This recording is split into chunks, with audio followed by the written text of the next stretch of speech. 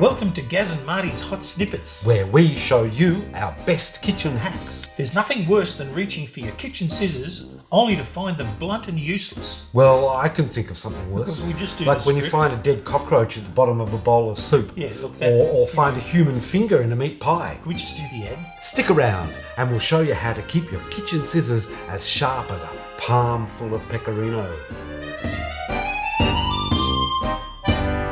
Crikey, Gaz, these scissors are so blunt, I couldn't even cut my way out of a damp Hessian sack in a pitch black basement. I know these scissors are really blunt. And then run, naked and muddy, to the nearest farmhouse, banging on the door and begging for help. But there's a secret to keeping your kitchen scissors just as sharp as the day you bought them. Wow, Gaz, what's the secret? Don't ever use them. Correctamundo. Don't ever use them to cut anything, ever. And if possible, keep them in their original packaging. And put them away in your attic. And your lovely brand new kitchen scissors will stay sharp for generations. Simple.